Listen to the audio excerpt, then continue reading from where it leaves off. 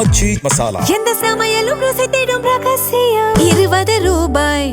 Welcome to IPS finance. இன்னைக்கு மார்க்கெட்டை பொறுத்த வரைக்கும் ரொம்ப ஒரு பாசிட்டிவாக தான் இருந்திருக்கு. என்எஸ்சியில் இன்னைக்கு காலையில் மார்க்கெட் ஓப்பன் ஆகிறப்ப நல்லா ஏற்றத்தில் தான் ஓப்பன் ஆச்சு. ஓப்பனிங் பார்க்குறப்ப 23,412, ஹை பார்க்குறப்ப 23,645 வரைக்கும் போயிட்டு லோ 23,313 வரைக்கும் வந்து ஒரு 461 புள்ளிகள் ஏற்றத்தில் 23,622 வந்து முடிஞ்சிருக்கு. இன்னைக்கு என்எஸ்சியில் ட்ரேடான ஸ்டாக்ஸ்ன்னு பார்க்குறப்ப 3,390, அதில் அட்வான்ஸ் 2,740, டிக்ளைன் 564, எந்த விதமான மாற்றமும் இல்லாத stocks 86, upper circuit 134, lower circuit 59, 52 week high 67, 52 week low 44. என்எஸ்சியில் ப்ராடர் மார்க்கெட் இண்டிசஸ்ல வந்து பார்க்குறப்ப நிஃப்டி 100 2% ஏற்றம், நிஃப்டி 200 2.14%, இப்படி எல்லாமே ப்ராடர் மார்க்கெட்ல ஏற்றத்துல தான் இருந்தது. செக்டாரல் இண்டிசஸ்ல வந்து பாக்குறப்ப நிஃப்டி ஐடி மட்டும்தான் 0.09% சரிஞ்சு முடிஞ்சதே தவிர மற்றபடி செக்டாரல்ல பாக்குறப்ப எல்லாமே ஏற்றத்துல தான் வந்து முடிவடைஞ்சிருந்தது. சென்செக்ஸை பொறுத்த வரைக்கும் 1695 புள்ளிகள் ஏறி 75,527 வந்து முடிவடைஞ்சிருக்கு. கமாடிட்டி மார்க்கெட் எம்செக்ஸ் சந்தையை பொறுத்த வரைக்கும் கோல்டு 1.07% அதிகரிச்சு 1,50,526 ட்ரேட் ஆகிக்கிட்டு இருக்கு. சில்வரை பொறுத்த வரைக்கும் 1.4% அதிகரிச்சு 2,43,000 ட்ரேட் ஆகிக்கிட்டு இருக்கு. காப்பர் 0.77% அதிகரிச்சு 1,335 ட்ரேட் ஆகிக்கிட்டு இருக்கு. க்ரூட் ஆயிலை பொறுத்த வரைக்கும் ஒரு நல்ல இறக்கம், இன்னைக்கு ஒரு பாசிட்டிவான சைன். 3.41% சரிஞ்சு ஜூலை மாத ஒப்பந்தம் 7,959 ட்ரேட் ஆகிக்கிட்டு இருக்கு. வாங்க இந்த மார்க்கெட் ஏற்றத்துக்கான காரணம் என்ன, இந்த ஏறி இருக்க மார்க்கெட்ல நம்ம என்னெல்லாம் பண்ணணும் அப்படிங்கறத பொருளாதார நிபுணர் ரஜித் தாமஸ் சார் கிட்ட கேட்கலாம். சார் வணக்கம். வணக்கம் சிவி. நேத்து கேட்டிருந்தேன் சார், வெள்ளிக்கிழமை ப்ராஃபிட் புக்கிங்லாம் வந்து இறங்குமா சார் மார்க்கெட்டுன்ட்டு. ஆனா இன்னைக்கு பாக்குறப்ப அடி தூள் பண்ணிருக்கே சார். அதுவும் 1:30 மணிக்கு மேல, கரெக்டா சொல்லணும்னா 1:25க்கு மேல இன்னைக்கு வந்து நல்ல ஏற்றம். என்ன சார் நடந்தது நம்ம மார்க்கெட்ல? ஒண்ணும் இல்ல, நேற்றைய தினம் ஈரான் மீது தாக்குதல் நடத்தப்படும் அப்படின்ற ஒரு பேச்சு வந்து ட்ரம்ப் பேசியிருந்தாரு. அது வந்து மார்க்கெட் முடியறதுக்கு முன்பதாக நம்ம மார்க்கெட்டுக்கு முடியறதுக்கு முன்பதாக ஒரு பேச்சு. ஆனால் நம்ம மார்க்கெட் முடிந்து விட்ட பிறகு அவங்க மார்க்கெட் டைம்ல அவர் வந்து இல்ல, இது எதுவுமே நம்ம செய்ய போறது இல்ல, பேச்சுவார்த்தை தொடர்ந்து நடைபெற இருக்கிறது, கண்டிஷன்ஸ் ஓகே இருக்கிறது, ஆக்ஷன்ஸ் ஹவ் எண்டட், இந்த மிலிட்டரி ஆக்ஷன்ஸ் எண்ட் ஆயிருக்கிறது, கூடிய சீக்கிரம் 2 அல்லது 3 நாட்களுக்குள் ஒப்பந்தம் சைன் ஆகும், இந்த மெமரண்டம் அண்டர்ஸ்டாண்டிங் அமைச்சிருக்கிறோம், அதனால பாம்பு பண்ண மாட்டோம், அட்டாக் பண்ண மாட்டோம் அப்படின்றத ட்ரம்ப் சொல்லி உடனே நேற்றைய தினம் டவ் ஜோன்ஸை பார்த்தாலே நமக்கு நைட் வந்து ஒரு உற்சாகம் வந்திருக்க கூடும். இன்ஃபேக்ட் 900+ பாயிண்ட்ஸ், 900 பாயிண்ட்டுக்கும் மேற்பட்ட ஒரு க்ளோஸ் வந்து சந்தையின் முடிவில் டவ் ஜோன்ஸுக்கு நடந்தது என்பதை நமக்கு ஆல்ரெடி ஒரு ட்ரெய்லர் மாதிரி, அது நாளைக்கு வந்து இப்படிதான் இருக்க போகுது, என்ன எதனால அது 900 பாயிண்ட்ஸ் அப்படின்றத பார்க்கும்போது முக்கியமா இந்த போரோடைய ஒரு பாசிட்டிவ் அவுட்கம் இருக்கும். அதுக்கு சப்போர்ட்டிவா என்னன்னா, கச்சா எண்ணெயுடைய விலை நேற்றைய தினம் பாத்தீங்கன்னா நல்ல ஒரு இறக்கம். அதாவது இரண்டுமே, WTI க்ரூடா இருக்கட்டும், பிரெண்ட் க்ரூடா இருக்கட்டும், இரண்டுமே $90 ஒரு பீப்பாக்கின்ற அந்த லெவலை விட குறைவாக வர்த்தகம் நடந்து வருகிறதை நம்ம பார்த்தோம். So that was a double indication that okay, இன்னைக்கு வந்து நமக்கு ஒரு அளவுக்கு ஃபேவரபிளா இருக்க போகுது அப்படின்றது நேற்று நைட்டு நள்ளிரவுக்கே நமக்கு இது தெரிஞ்சிருக்க கூடும், அதை கவனித்தால் தெரிஞ்சிருக்க கூடும். அப்கோர்ஸ் இன்றைய காலையில் நம்ம பார்த்தாலும் சர்வதேச சந்தைகள் எல்லாமே, ஆசிய சந்தைகள் எல்லாமே நிக்கலாம் 2,200 புள்ளிகள் காலையிலே, அது கேப் அப் ஓப்பனிங்ல இருந்து அப்படியே எல்லாமே, ஹாங்செங்கா இருக்கட்டும், காஸ்பியா இருக்கட்டும், எல்லாம் 300-500 புள்ளிகள் ஏற்றத்தோட தான் வர்த்தகம் துவங்கி இருக்கிறதையும் நம்ம பார்த்தோம். So overall positive sentiment. ஈரான்ல இருந்து அந்த பிரச்சனை முடிய போகுது, 2-5 அல்ல 3-5 நாட்கள் முடிந்துவிடும் அப்படின்ற ஒரு எதிர்பார்ப்பு, கச்சா எண்ணெயுடைய விலை சரிவு, ஸோ எல்லாமே ஓரளவுக்கு ஃபேவரபிளா இருக்கக்கூடிய ஒரு சூழல். டெஃபினட்டாக சந்தை இந்த மாதிரி ஒரு செய்திக்காக தான் காத்திருந்தது. ஏன்னா இவ்வளவு நாள் வாரம் பூரா ஒரு டைட் ரேஞ்ச், வாரம் பூரா இல்ல ரொம்ப நாளா ஒரு டைட் ரேஞ்சுக்குள்ள இருக்கக்கூடிய ஒரு சந்தை, இந்த செய்தி வந்த உடனே ஒரு ஓவரால் நேற்றைய தினம் ஷார்ட் பொசிஷன்ஸ் பில்ட் ஆனதையும் சேர்த்து கவர் பண்ணி ஒரு பை அப்படின்றத நடந்து இன்றைக்கு சந்தை ஏற்றம் 23,645 வரைக்கும் சென்றிருக்கக்கூடிய அந்த ஹை வந்து நம்ம பார்க்கிறோம். இதுதான் நடந்திருக்க தவிர வேற, I think this is the fact that market வந்து இந்த ஏற்றத்துக்கான காரணம் வந்து இதுவா தான் இருக்கும். ஓகே, ஒரு உற்சாகம் படைச்சிருக்கு மார்க்கெட்டுக்கு. ட்ரம்போட மனசு மட்டும் மாறிடக்கூடாது சார் இந்த 2 நாள்ல, அது மட்டும் தான் முக்கியம். ஏன்னா இப்ப நம்ம சந்தை முடிஞ்சு விட்டது, இனிமே அவங்க சந்தைக்கு இன்னும் நேரம் இருக்கு. பட் பட் அவருக்கு வந்து வெள்ளிக்கிழமை சனிக்கிழமை தான் டேஞ்சர் டைம். இந்த வெள்ளி சனி வந்தாலே ட்ரம்ப்புக்கு வந்து ஒரு மாதிரி ஆயிடும். ஏதாவது ஒண்ணு பேசிடுவாரு, ஏதாவது ஒண்ணு பண்ணிடுவாரு. அது மனசு மாறாம இருந்ததுன்னா I think will be through. இன்னைக்கு செக்டாரை பொறுத்த வரைக்கும் எல்லா செக்டாருமே நல்லா ஏறி இருக்கு. அதுலயும் குறிப்பா சொல்லணும்னா நிஃப்டி ரியாலிட்டி 3.53% வரைக்கும் வந்து ஏறி இருக்கு. பேங்க் செக்டர் எல்லாமே வந்து ஏறி இருக்கு. இப்ப இது இந்த செக்டர் வைஸ் பாக்குற எப்படி சார் நீங்க பாக்குறீங்க? இல்ல, இன்னைக்கு வந்து இது இப்படிதான் நடக்க வேண்டும் சிபி. இல்லாட்டி இவ்வளவு பெரிய ஒரு ஏற்றம், அதாவது நிப்டியை பாத்தீங்கன்னா 464 புள்ளிகள், அதே போல சென்செக்ஸ் வந்து 1600 புள்ளிகள், ஆக்சுவலி 1695, ஆல்மோஸ்ட் 1700 புள்ளிகள் ஏற்றம் எல்லாம் வரணும்னா across the board, across sectors வந்து அந்த ஏற்றம் நடந்தால்தான் இது நடக்கும். குறிப்பிட்ட 2 செக்டர் 3 செக்டர் ஏற்றத்தோட மட்டுமே இவ்வளவு பெரிய ஒரு ஏற்றம் வந்து கிடைக்கிறதுக்கான வாய்ப்பு வந்து கிடையாது. சோ இந்த போர் முடிய போகுது அப்படின்ற ஒரு செய்தி வந்து எல்லாருக்குமே நல்ல செய்தி, ஒரு நல்ல எக்ஸ்பெக்டேஷன், ஒரு நல்ல உற்சாகத்தை கொடுக்கின்ற ஒரு செய்தியாக செக்டர்ஸுக்கு மட்டும் இல்ல, உலகம் எங்குமே எல்லாருக்குமே இது ஒரு ஃபேவரபிள் நியூஸா தான் இருக்கு. சோ இன்ஃபேக்ட் எல்லா செக்டர்ஸுமே ஒரு ஏற்றம் சந்தித்திருக்கிறது என்பது குறிப்பிடத்தக்கது. சோ இவ்வளவு நாள் அந்த பாட்டில் அப் பண்ணிருக்கக்கூடிய அந்த மூவ்மெண்ட் எல்லாமே சேர்ந்து இன்னைக்கு வந்து கொஞ்சம் பர்ஸ்ட் அவுட் ஆயிருக்குன்றதை நம்ம கவனிக்க வேண்டும். இன்னைக்கு வந்து இது பார்க்கும்போது நம்ம சந்தோஷப்படலாம், உற்சாகப்படலாம். போர் முடிந்து விட்டது, அதுக்குள்ள ஆக்ஷன் நம்ம ஆல்ரெடி டிஸ்கவுண்ட் பண்ணிருக்கிறோம்.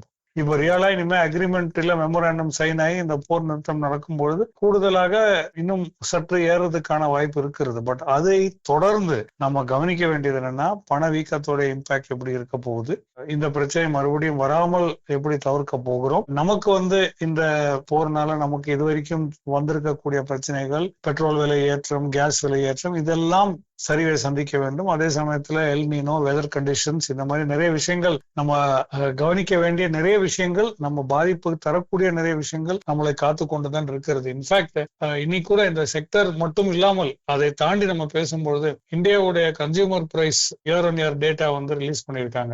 அது 3.93% அப்படின்றது இருந்தது வெர்சஸ் ப்ரீவியஸ் வந்து 3.48. So consumer price index data பாத்தீங்கன்னா இயர் ஆன் இயர் வந்து அட்லீஸ்ட் ஒரு 0.5% ஏற்றத்தை சந்தித்து இருக்கிறது நம்ம பார்க்கிறோம். சோ இந்த வாரத்தின் ஐ திங்க் ஒரு 3 நாளுக்கு முன்பாக நீங்க கேட்டீங்க நம்ம எப்போ இது உணர போகிறோம்ன்றது, அந்த வளர்ச்சிக்கான முதல் தூண்டுதல் வந்து இந்த டேட்டால இருந்தே நமக்கு தெரிகிறது. சோ இனிமே போர் வந்து கொஞ்சம் டிஸ்கவுண்ட், ட்ரம்ப் எதுவும் பண்ணாம இது நீடித்து இந்த போர் நிறுத்தம் நீடித்தால் அடுத்து கவனிக்க வேண்டியது இந்த மாதிரி பிரச்சனைகள் நமக்கு எவ்வளவு பெரிய பிரச்சனைகள் பாதிப்பை தர இருக்கிறது என்பதையும் நம்ம தெரிந்து கொள்ள வேண்டும். கொஞ்சம் காஷனா தான் சொல்றீங்க சார். முதலீட்டாளர்கள் கொஞ்சம் கவனமா இருக்கணும். காரணம் நிறைய ஃபேக்டர் நீங்க சொன்னீங்க, இன்ஃப்ளேஷன், எல் நீனோ, ஏகப்பட்ட இது.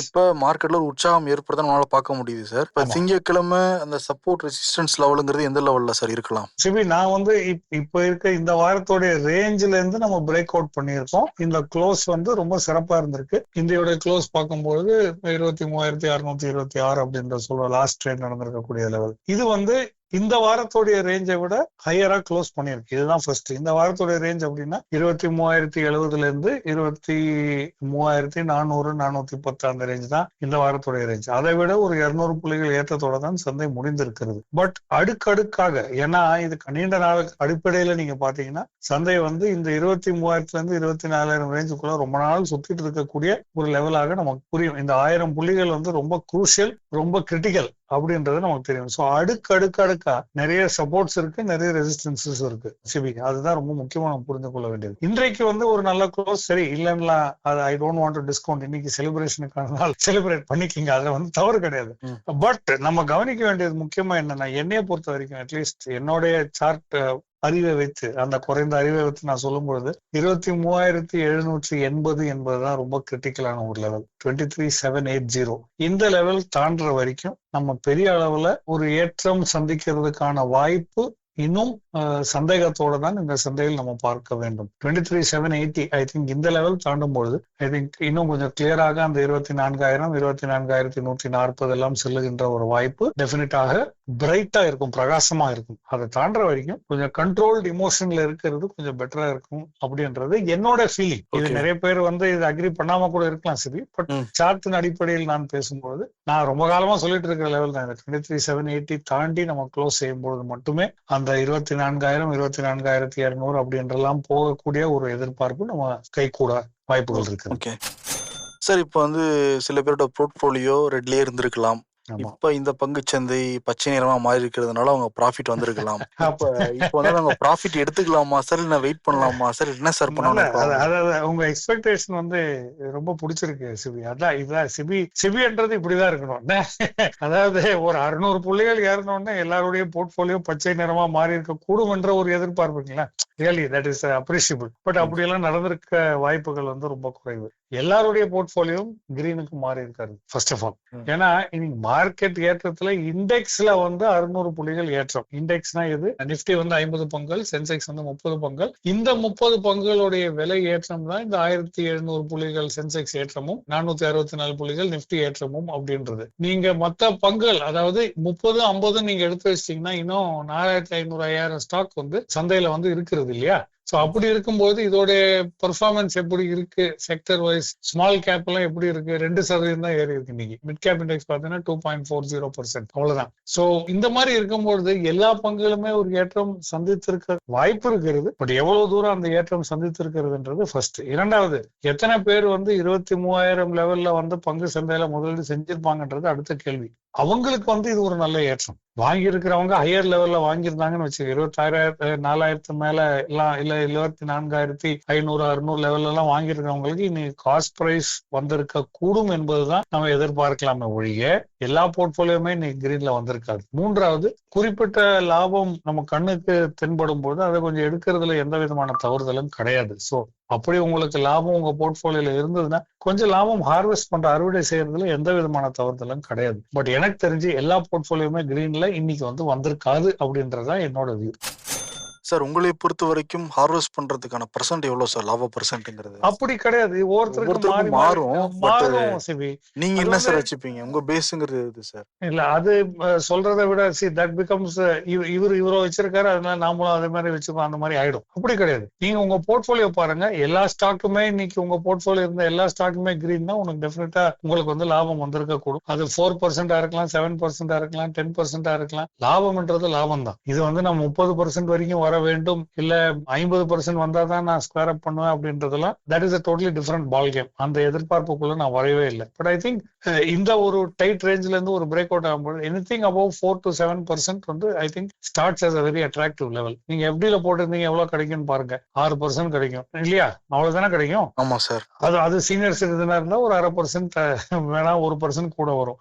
இப்போ அப்போனா எனிதிங் above 8% to 10% வந்து உங்களுக்கு ஃபேவரபிளா தான் இருக்கணும். பட் எப்பவுமே ஒவ்வொரு நேரத்திலயும் அந்த 8 to 10% வருமானது கிடையாது சிபி. சில ஸ்டாக்ஸ் வந்து 4-5% வெளியேற வேண்டிய சூழல் நமக்கு ஏற்படும். சில ஸ்டாக்ஸ் வந்து 20% நமக்கு ரன் கிடைக்கும். சோ நம்ம போர்ட்போலியோல வைத்திருக்கக்கூடிய பங்குகளுடைய ஆவரேஜ் ரிட்டர்ன் ஒரு 10%, 12%, 13% எல்லாம் வந்தாலே ரொம்ப சூப்பரான நம்ம முதலீடு செய்யறோம்ன்றது நமக்கு நாமே தோல்ல தட்டி கொள்ளலாம். ஓகே சார், சிறப்பு. நீங்க நிறைய விஷயங்கள் வந்து ரொம்ப சுவாரஸ்யமா சொன்னீங்க சார். எனக்கு தனிப்பட்ட முறையில சொல்லுங்க சார், உங்க பேஸ் என்னங்கிறத நான் தெரிஞ்சுக்கிறேன் சார். நன்றி சார். தேங்க்யூ. நம்ம நேரில் நிறைய கேள்விகள் கேட்டிருக்காங்க சார், அது நாளைக்கு நம்ம டிஸ்கஸ் பண்ணலாம் சார். Thank you sir. எந்த சமையலும் ருசி தேடும் ரகசியம் 20 ரூபாய்.